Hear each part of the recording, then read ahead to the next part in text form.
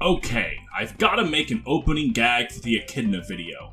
Let me think, what funny joke can I make with a person named Echidna? I could just put a picture of Knuckles on the screen. Like, I don't even have to make a joke about it, just put Knuckles on the screen. Yeah, that could work. But then again, I could also bring up the biological fact that male Echidna's genitals have 4 schlongs. Or maybe I can just start the godforsaken video. There is no meme. This is just a threat. Who doesn't love themselves a good old-fashioned rebellion? The idea of people rising up to give their oppressors a giant, and sometimes deadly, middle finger is an easy way to get someone down to clown with your cause.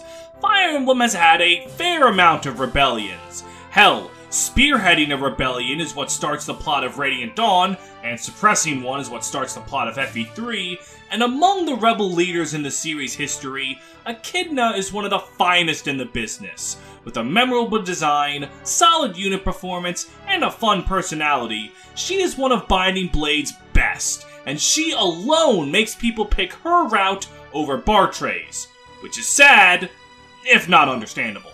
So today, let's look at Echidna and see what makes the leader of the Western Isles so damn good.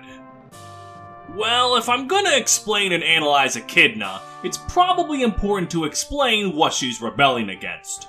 She comes from the Western Isles, which are some isles to the west. It's an archipelago with no real centralized government, and the Western Isles make a grave mistake. They are a native land with natural resources. So of course, the powerful nation of Eteria goes out and colonizes their asses. And then they proceed to do what all colonizers do. Abuse the crap out of the locals and take the resources. In this case, gold, all for themselves. So this leads to the formation of a rebellion from the Western Isle natives, led by Echidna and a mysterious tactician that looks suspiciously like the long-lost Prince of Eteria, but that's probably a coincidence. So, alright, she's a kick-ass rebel beating the shit out of colonizers. Echidna goes hard for that backstory alone, but she also has a really good introduction. She's sold out by a local man, and her location is revealed to Eterian knights, who surround her with intent to bring her down. She forgives the man for ratting her out, knowing that his wife and child were threatened, and instead smart talks the knights, calling herself a stubborn bitch and fighting her way out. Now this is one of those perfect introductions.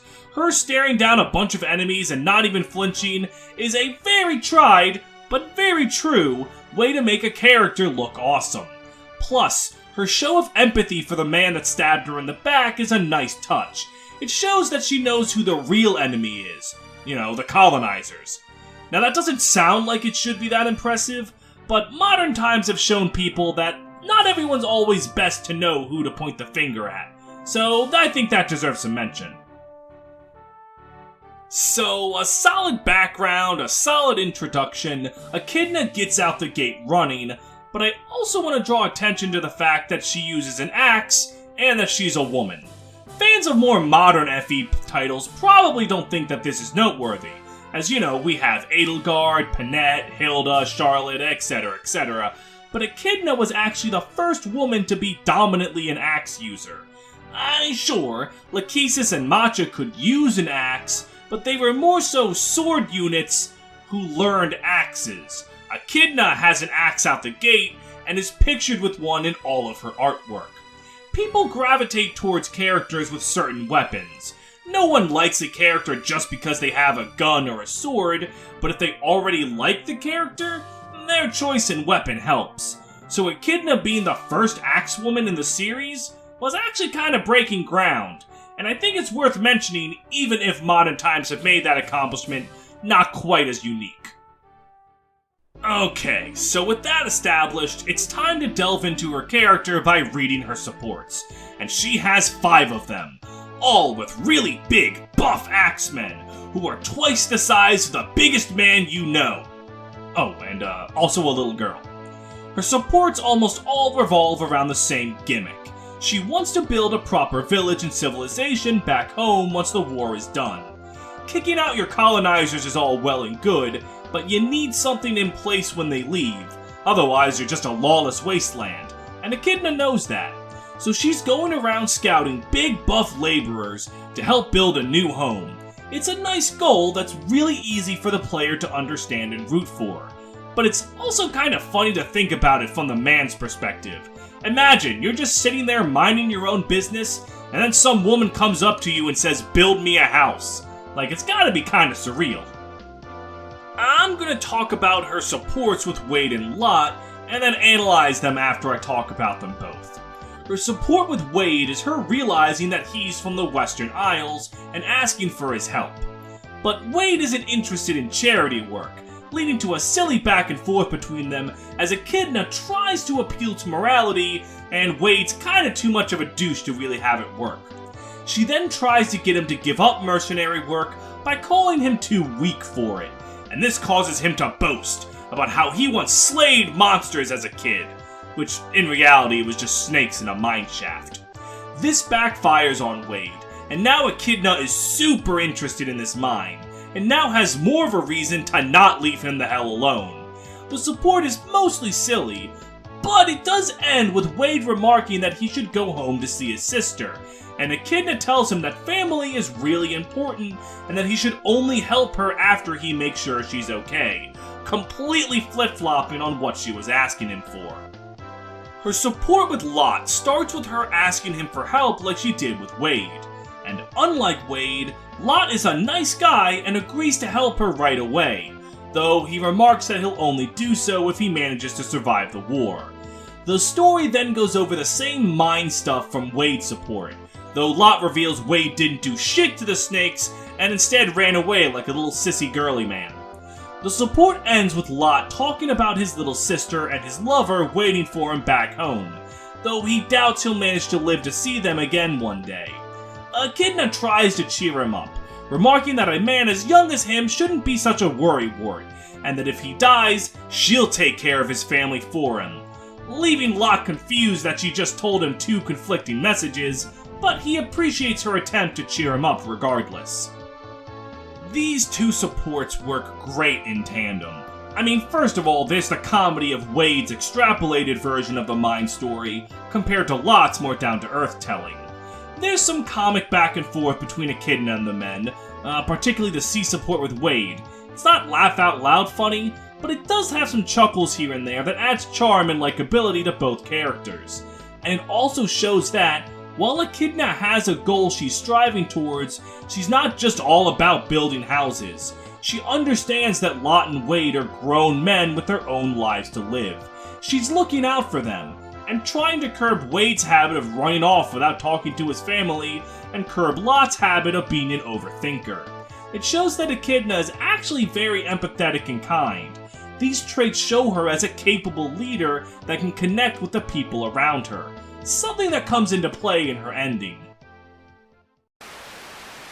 Normally, I attempt to naturally segue into a Patreon segment, but I have decided that today I will go for a more direct approach. Buy my goddamn Patreon. Benefits include sneak peeks at videos, callouts on videos, and not having anthrax in your mailbox. That's right, I will mail you anthrax if you don't subscribe. Guaranteed! The current poll is between Fates Ninjas. Do you want to see me do a video on Big Titty Ninja Green, Big Titty Ninja Red, or Big Titty Ninja Brown? Why isn't Asugi here? 'Cause fuck 'em, that's why. My patrons include Adebayo Thompson, Andrew Crockett, Bean Juice, Benz Again, Dr. McBackstab, Fireman Lord, Great Riek, Hell on Heelys, Ichigo D. Camus, Jaeger Guts, Kenpachi, Shiro Uzumaki, Kiri, Mato, Kratos, Charanzel, Frederick Sirius, Balsara Hakuman, The White Void, Jespacito 2, Lysephone Bolt, Martha Valiant War Criminal, Morgan Lorgan, Nevrix the Tourmaline Project Creator, Shen Lu, Percival Frederickstein von Muselkowski de Rollo III, but you can call me Percy, Steph D, Tato, the world's most unironic 8.5 tail stan, Walmart Reader, Your Girl Owen, Alexis Ovea, Brentendo11, Drew Hack, Ginger, Goo Goo Gaga, Cornelia Milkers 92, and Upscale Furry Trash. Thank you for your support, and if you're not on this list by the next video, please let me know your address in the comments below so I can send Anthrax to it. Her Gonzalez support is my personal favorite. She immediately wants to recruit him because, well, fucking look at him. Think about how much shit he can lift with those muscles. But Gonzalez has crippling self-doubt due to his life of abuse due to his appearance. He feels that no one wants to be around him because he's ugly and dumb. And Echidna gives a pep talk that I actually really like. Alright, Gonzalez. I won't say that as long as you have a kind heart, crap. You're ugly. And people make fun of you because of it. But that doesn't mean that you should just give up. You should look over yourself carefully and find something that only you have. You'll eventually find something that's unique to you. To me? Right, unique to you. If you have that, no one will be making fun of you anymore. You won't have to belittle yourself all the time. You can stand proud. I'm sorry, I know JoJo references are low-hanging fruit, but I will take one again if the opportunity presents itself. Now, this might sound cruel of me, but I like that she doesn't try to make Gonzalez think he's beautiful. She tells him to his face that he's ugly as shit. The lesson is more so that he needs to find his own value separate from his appearance. And I think that's a good lesson to learn. Like, it sucks, but there are ugly people in the world. Not everyone is good looking. Like, look at me, I'm the fucking reincarnation of Benjamin Franklin. I know my limits. But Echidna taking a more realistic approach tells a lot about her character. First of all, the fact that she doesn't care about appearance is an admirable trait, and it again shows her ability to connect with the people she talks to. It's a solid support for her, a solid support for Gonzalez, it's just a solid support. Her support with Geese is a great support. For Geese. It goes into his backstory and how he went from merchant to pirate. It's a sad story, but Echidna doesn't do much other than serve as the means for Geese to start talking. She does have a pep talk at the end that's kinda nice, but for the most part, this support is all about Geese. So, I don't have anything to talk about. Geese Howard? Alright, moving on.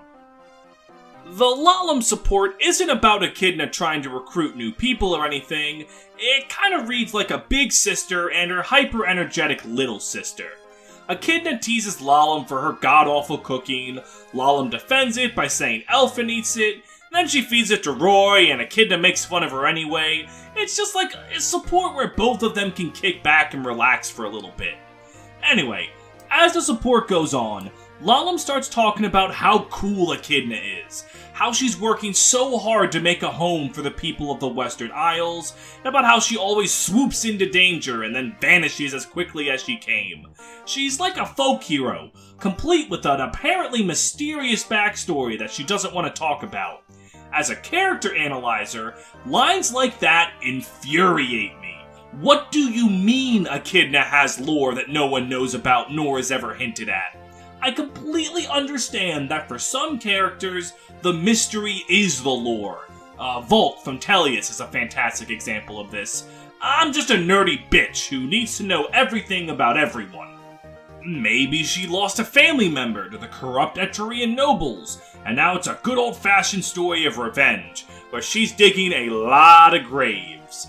Maybe she's some kind of secret noble in the Etrurian court, who cast aside her title because she was unable to stand witness to the atrocities in the Western Isles. Maybe it's a simple reason, like Ralph, that she fights for justice for no other reason than fighting for justice is the right thing to do. Simply put, who the hell knows? But if you're someone who likes their characters with a hint of mystery, Echidna's covered on that base too. To some this is cool, to some this is infuriating, but it is a part of Echidna either way, so it's worth bringing up.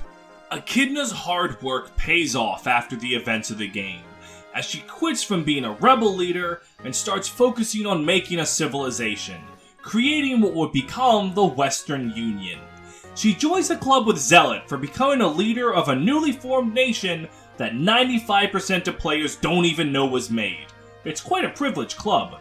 She's got a fun personality, moments of serious kindness and empathy, and a solid story. She's just about the complete package as far as characters go.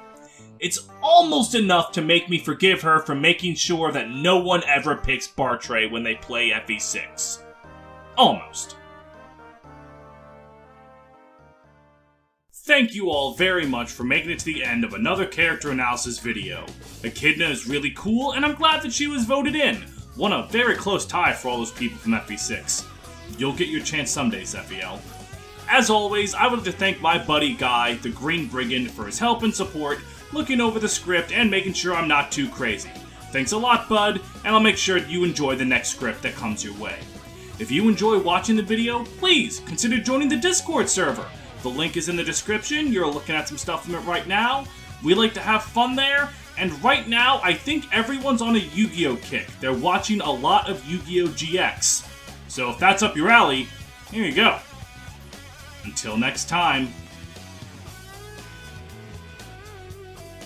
Changing the